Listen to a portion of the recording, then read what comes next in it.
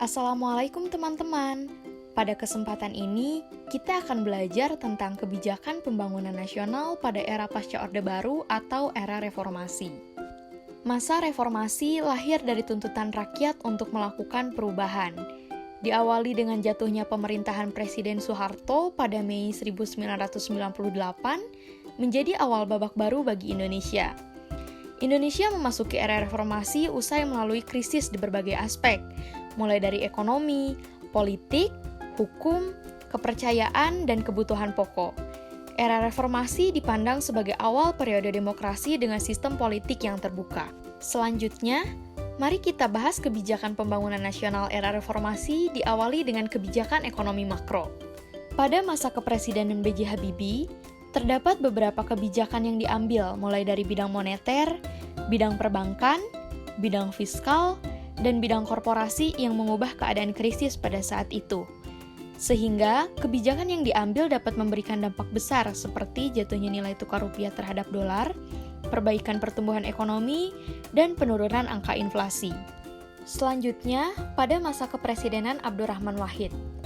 Pada masa ini, belum ada tindakan yang cukup berarti untuk menyelamatkan perekonomian negara.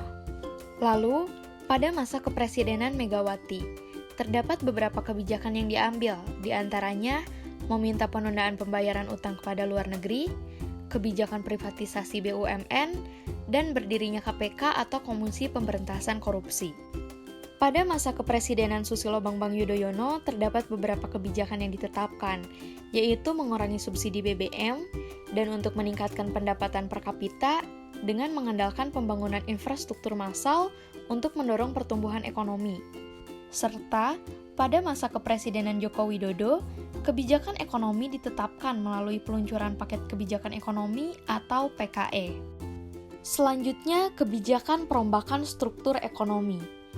Perombakan struktur ekonomi pada era reformasi bertujuan untuk memperkuat struktur ekonomi.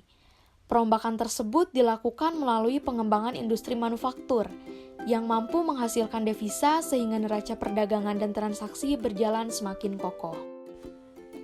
Dalam pembangunan industri manufaktur, pemerintah membangun industri manufaktur ramah lingkungan melalui pengembangan kawasan industri hijau, ekosistem energi baru dan terbarukan, serta proses produksi menghasilkan berbagai produk ramah lingkungan. Dengan dimotori pemerintah, semua pemangku kepentingan dalam dunia industri secara ajak meningkatkan literasi atau pemahaman tentang peran penting penerapan prinsip-prinsip perekonomian dan industri ramah lingkungan. Selanjutnya, kebijakan kependudukan. Kebijakan kependudukan yang tertuang dalam program keluarga berencana dan pendidikan kependudukan merupakan lanjutan dari apa yang sudah dilakukan pada Orde Baru. Kebijakan kependudukan ini tidak berdiri sendiri, tetapi merupakan bagian integral dari kebijakan di bidang sosial dan budaya, khususnya pada bidang kesehatan dan kesejahteraan sosial.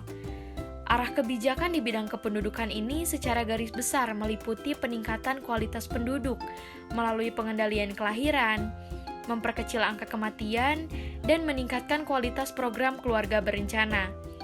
Intensifikasi pendidikan baik formal maupun non-formal akan meningkatkan kesadaran dan pengetahuan mengenai masalah penduduk dan pentingnya pelaksanaan keluarga berencana. Selanjutnya, kebijakan stabilitas politik. Untuk membangun demokrasi di awal bergulirnya reformasi, beberapa perubahan mendasar pada sistem politik telah dimulai melalui beberapa langkah yang bersifat sementara, seperti membuat amandemen Undang-Undang Dasar tahun 1945, mengesahkan peraturan baru tentang otonomi daerah, Sidang Istimewa MPR 1998, pencabutan pembatasan partai politik, dan penghapusan duifungsi ABRI. Pada awal masa kepemimpinannya, Presiden B.J. Habibie memutuskan sebuah kebijakan, yaitu berupa pencabutan undang-undang anti-subversif dan undang-undang korupsi. Peraturan tersebut diganti dengan undang-undang tentang pemberantasan tindak pidana korupsi. Stabilitas politik era reformasi baru tercapai pada tahun 2004, ditandai dengan tertibnya proses politik setiap 5 tahunan, yaitu berupa pemilu DPR, DPRD provinsi dan kabupaten atau kota, serta pemilu presiden dan wakil presiden. Kebijakan pembangunan infrastruktur era pemerintahan Presiden Joko Widodo. Pada masa kepemimpinan Presiden Joko Widodo, pembangunan infrastruktur dilakukan cukup masif, dari mulai periode pertama yaitu kurun waktu 2014 sampai 2019, hingga periode kedua yaitu dari tahun 2019 sampai 2024. Pembangunan infrastruktur menjadi prioritas utama dalam visi dan misi selama masa jabatannya. Banyaknya keberhasilan dalam pembangunan infrastruktur, terutama di luar Jawa, cukup mengundang apresiasi. Namun, pembengkakan dana yang digunakan dalam pembangunan infrastruktur menimbulkan bertambahnya utang negara, seperti saat pembangunan kereta api cepat Bandung-Jakarta yang cukup menyita perhatian, karena anggaran biaya yang telah digunakan cukup menimbulkan besarnya hutang Indonesia kepada Cina. Harapan ke depannya, Indonesia harus mampu meninggalkan ketergantungan investasi dari Cina dan mulai memperluas cakupan kerjasama dengan negara-negara mitra di kawasan lain. Sekian pembelajaran terkait kebijakan pembangunan nasional pada era reformasi. Terima kasih, semoga bermanfaat. Wassalamualaikum warahmatullahi wabarakatuh.